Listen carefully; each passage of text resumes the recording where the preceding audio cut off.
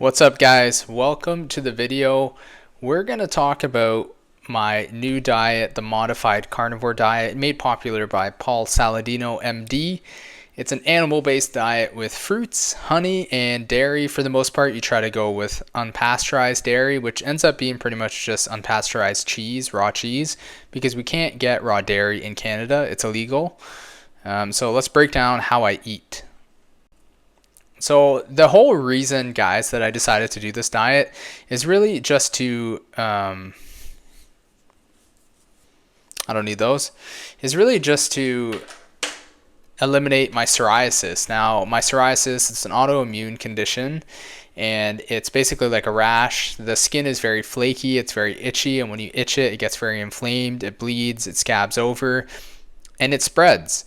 And it started on my shins, and then eventually it spread, and it's honestly spreading. It's getting worse and worse each year. So I'm like, you know what? It doesn't hurt to try this. I want to do something naturally to see if I can get rid of it, because I used medications and it didn't really work. And I don't want to be on medications. I don't want to be on a bunch of like immune suppressant and steroid creams and stuff like that. I want to try to get rid of this in a natural way, and I've found a lot of testimonies from people saying that this helped them remove their psoriasis. So I want to catch it before it gets even worse. And just like I was doing, I'm coming from like a healthy eating diet, so I'm going to start doing this diet, but I know I'm going to want to have some cake, some pasta, some rice and potatoes and stuff like that. And eventually, of course, I will start adding back in some of the carbs and see what I can tolerate versus what causes me inflammation. But overall, I will kind of cheat on this diet 10% of the time. That's just a rough estimate, because I'm not a robot. I'm not going to eat the same thing over and over and be perfect. So this is just basically a breakdown of all the things that I can eat in a day. So it's mostly red meat and fruits.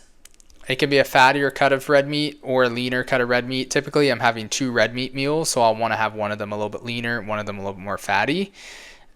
Raw cheese, so unpasteurized cheese. Kefir, which is not raw, because again, raw milk is illegal in Canada, and that's where I live, of course. And there's a ton of fruits, guys, and there's a lot of things that you would consider vegetables that are actually fruits, and therefore the digestion of them might be a little bit easier. Now, the whole thing is that plants contain a lot of digestive problems because they have a lot of defense mechanisms, whereas the fruit is the part of the plant that you're supposed to eat. Anyways, that's the hypothesis. Again, I'm just testing out this diet. It's kind of a viral diet, but I've done like a lot of research into it, and I think it, just based off the testimonies, the countless testimonies of people with autoimmune conditions, whether it's eczema, psoriasis, asthma, etc., and they found relief using this diet, and it's got rid of their autoimmune condition. I figured I'd give it a shot. But I've also just done a ton of research, and like I think it's I'm not just doing it out of the fact that it's viral, but I think it might actually work for me. And then lots of raw organic honey as well, guys, is what I also eat, and that's delicious. It's literally nature's candy as well as fruits. Now, something that I realized was just how addicted I was to a lot of the things that I was eating, especially coffee. Now, coffee is a bean, basically. It's from a plant, so you can't really have it. With that said, I will have coffee once in a while because I'm doing a 90-10 approach on this diet anyway. So, but with that said, I can't have a coffee every single day because it's not a part of the initial diet phase anyways. And also, I was kind of finding that eventually with my caffeine intake, I started to want to like have more cups of coffee. I was starting to want to think to make it stronger. I was really getting to the point where I really needed that cup of coffee right out of bed. And I was like, you know what? I'm going to be honest with myself here, and I feel like I'm kind of addicted to this stuff. And I know a lot of you guys are too. So if you can't decide to live without something and then actually stay true to it, obviously common sense applies here, because some things you can't live without, like water and just food in general. But if you can't live without something, then you're probably addicted to it. And I don't want to be addicted to anything. So I want to cut this habit out. And honestly, I had withdrawals, like pretty bad headaches. Actually, the worst on day 2, not so much day 1.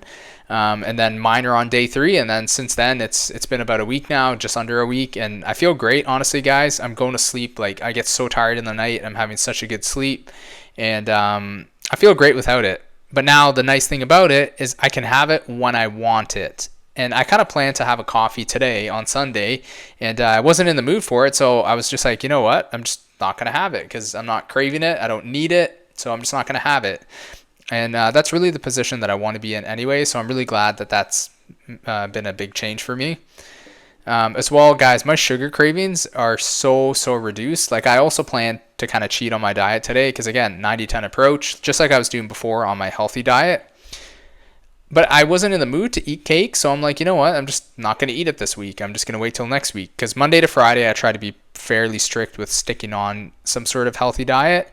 And then I typically loosen up on Saturday and Sunday a little bit, but more so have a dessert, one meal out of the week, maximum two. So again, it typically is like the Saturday or Sunday, but I'm going to skip and wait till next weekend because I really didn't need it this week. And that's because I don't really eat a lot of processed sugars. Now, I eat a lot of sugar because fruits have a lot of sugar, but fruit sugars and honey and stuff like that, natural foods that are high in sugar, do not digest the same way in your body, and they do not act the same in your body. There's no way, nobody can tell me otherwise and make me believe that processed table sugar, white sugar, is just as good or bad for you as fruit sugar. They're completely different. They act completely different in your body. So basically, what I'm basically eating in a day is kefir mixed with honey and then a little bit of cheese. But I'm going to switch this up, and I'm not really going to drink as much kefir. I'm probably just going to supplement with like a probiotic pill because I want to stay away from like the processed dairy. I want to keep it like kind of raw. But I will still have kefir here and there because I like it with the honey. So I'm going to switch it probably to like an egg omelet with eggs and egg whites. And then just for a little bit of extra protein, and then some of the raw cheese, and then a couple tablespoons of honey or something like that. Lunch and dinner are pretty much the same, but they can vary very greatly based on the type of red meat that I eat and also with the different kinds of fruits that I eat. And in general, guys, I'm 155, 160 pounds, so I'm kind of going off of like 0.8-ish grams per pound of like lean body weight. So I'm estimating that I need at least 125 grams of protein to 150 grams of protein. And keep in mind, the sources of protein that I'm getting are very bioavailable sources of protein. So this really goes a long way. Whereas if you're eating like a ton of carbs, you're going to get some of the protein from your carbohydrates, but you have to keep in mind that like amino acids from like oatmeal and like potatoes are not the same as amino acids from like actual meat. The quality of the protein from the meat is going to be much higher. Like it just makes sense, right? Like it's just common sense. So if anything, I'm eating like probably I was eating a little bit more protein than this, but the fact that this is more like straight up like meat protein, I'm getting as much protein as I need, and it's from a really good source, so I'm not worried about dropping the protein just a little bit. And studies kind of show that you don't really need that much protein anyways, about 0.82 grams per pound of body weight or something like that. Unless you're super heavy, then it's like probably less than that because it's more so based off of like lean body weight. So this range for me is great, being 160 pounds, a little lightweight here. At least 100 grams of carbs, guys, and just the rest of it fat. And sometimes it's a little bit more carbs, sometimes it's a little bit less or more fat. It just kind of fluctuates based on what I'm eating for the day. I'm not super crazy about it. It really doesn't matter. I'm just kind of living life. And if I take some avocados out of the fridge and they get ripe, then I want an avocado. And if I end up having a fattier cut of steak that night and I have higher fats and less carbs for the day, then so be it. It's just what it is, just whatever kind of opens up for the day. But this is the rough skeleton of how I eat. Basically, it's a small breakfast, medium-sized lunch and dinner, and yeah, pretty much something like that. And I might go over my calories and kind of like snack on some fruits or have an extra little bit of like meat or cheese throughout the day. So I'm going to do like an update on how my psoriasis is doing with this diet on a separate shorts series. But I'm also going to tell you guys just how I'm feeling for my fat loss series, because that is what I'm eating on a day-to-day basis, and it's now going to look a lot different with this new diet. So you guys will see a lot of updates through that regular short series. And eventually, guys, I'm not going to eat robotic forever. I'm going to start to add stuff back in. I want to see if I do get an improvement with this diet. And if I do get an improvement with this diet, once I start adding things back, if it makes me feel worse or it deteriorates my skin condition, then I'm obviously going to cut it out. Then I'm going to try to add in something else. And I'm going to add things back in one at a time as far as like starch, like carbohydrate sources, like some sort of rice or some sort of potato, because I do want to eat some of that stuff. Even if it's not like a quote unquote cheat, I want to kind of incorporate it back into my diet and figure out what works for me and what doesn't with my psoriasis. So I'm going to add stuff in, and if it doesn't work, just kick it out. Whatever like I can kind of think of to talk about with this diet, my mood, my energy, my strength and stuff like that, I'll let you just know how it goes, guys, so stay tuned for that.